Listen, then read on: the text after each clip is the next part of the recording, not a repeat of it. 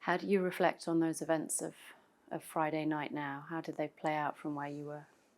So he told me on the Friday morning he had a longer sleep than usual. He was clearly tired. I think it gets to a point where we've been working every single day. In fact, I arrived Thursday night. It was 2 o'clock in the morning from Spain, and he was on his computer talking to his subscribers.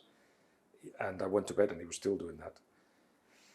But yeah, he slept a little bit longer, and he said he was looking forward to today and tomorrow because there are no football, and he would have just rested. And I was supposed to go on a tour of Doha, and it's like, no, I won't join you. I'll rest. And then he told me that he had been to hospital because we'd known since he arrived that he didn't feel well. He was given 3 days of antibiotics, but he wasn't still well, so he had gone back. He thought, or they thought, not sure about that it was bronchitis. And but as usual, I think we just go on with it and hope that when you have time, you can sort it all out. But we walked, fast in our pace and on the stadium, and there was no signs of anything. And then when he collapsed, James Horncastle, who was in the same table as him, but on the other side and had moved away from it, just said, "Grant has just collapsed," and I got close, and so I saw a lot of people around him trying to revive him, and then after 20 minutes or so, they took him away. And you went to the hospital with him? Yeah, James and I just got a taxi and got there as soon as we could.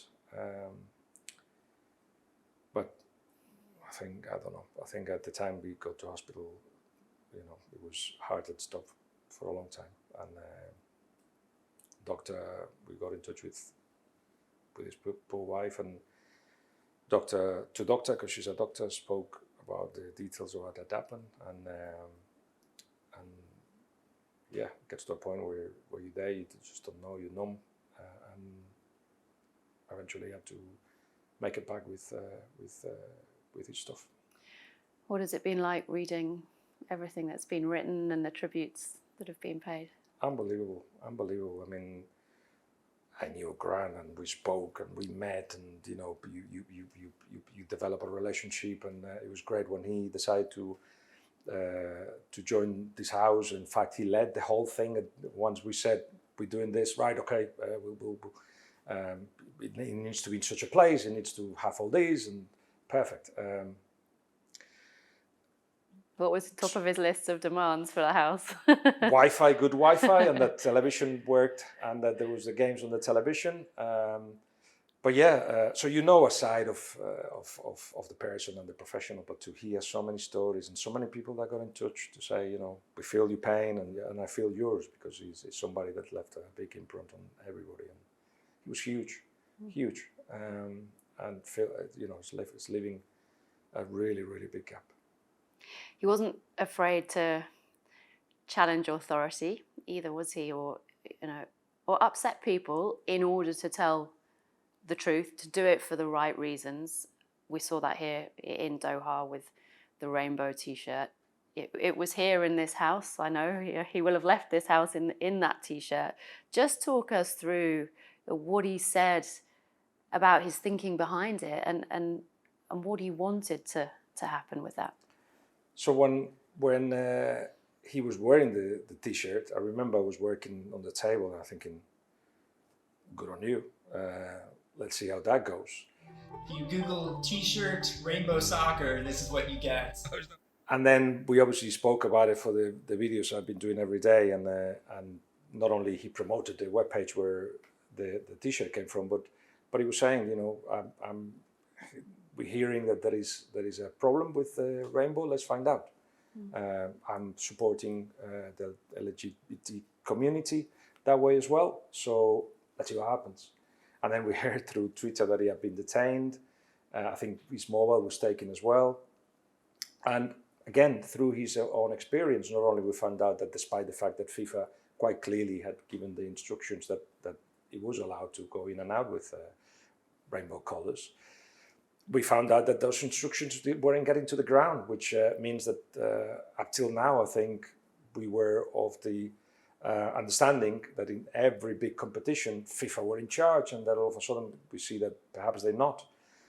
Well, he did that, and then we laughed. We laughed talking about it, and it was, you know, something that many would have used as a excuse to be traumatized or just to tell about the trauma. He was just laughing and but help him telling another story.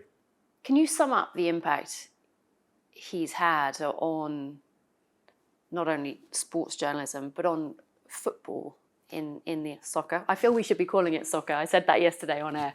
In his memory, I feel like for the next few days at least we should be calling it soccer. But can you sum up the impact that he had on the game and the growth of the game in the States?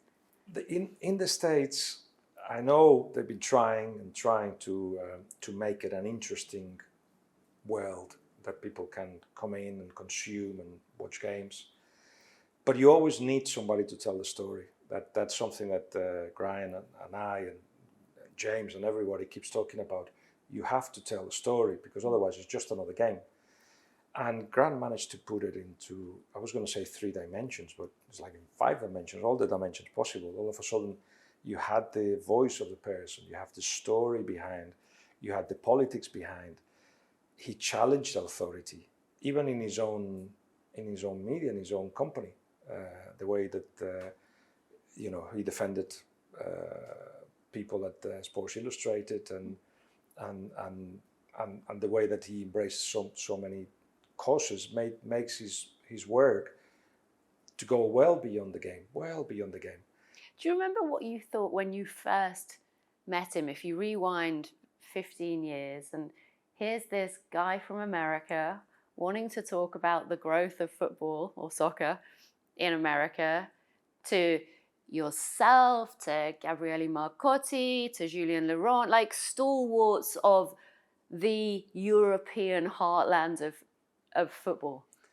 My first reaction, and we all have to accept it, we have prejudices. First reaction is, there's nothing you can teach me. Because you know, I'm dedicating my life to European football and Spanish football. And I got it completely wrong because he didn't want to impress with his knowledge. He wanted to share it. So he wanted to tell you stories that he heard about Barcelona, or when he met somebody at Real Madrid, or that he was thinking of doing a story on this. And so very quickly realized, right, okay, he wants to help me as much as I can help him, and that's what we've done since. The first close time that we were together were in South Africa in the World Cup. We shared a house as well. And it was just really, what would be the word? It was very impressive to see how he just got her back every day. And it's like, that I'm going to explore. He didn't say that, but that's what he did. While, you know, I was focusing on the Spanish national side or on a player or whatever, he would just open his eyes and say, well, I'm going to explore, see what happens. And that where my knowledge of him became admiration, just for somebody that is teaching you the way. Is there something you'll take from Grant that you'll carry forward in your life? I put a tweet out because I didn't know how to respond to what was happening, but trying to find the right words. And I think I say something like, whenever anybody asks me what journalism is, I say Grant Wahl, because he was what you're supposed to do, what you're supposed to be as a professional. Then there is the friend, but as a professional, that's the one that will always stay with me. That's Grant working over there. He's been there since this morning. Big day, my friend. I am conflicted about this World Cup, but I'm excited about my favorite sporting event in the world. It's more of a townhouse. That's what I would call it, at least in the US. I want to do the journalism I've always done. You know, I have opinions, I have columns on my site, but I didn't want to be that.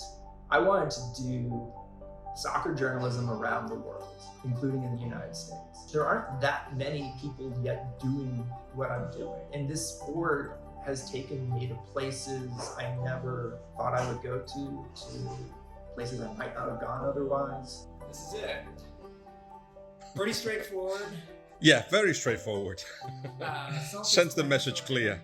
If you Google t-shirt, rainbow soccer, this is what you get. Oh, is that right? I want to be clear, like I'm supporting the LGBTQ community. If I'm treated that way here, when the world is watching, imagine what it must be like when the world isn't watching for LGBTQ people in Qatar.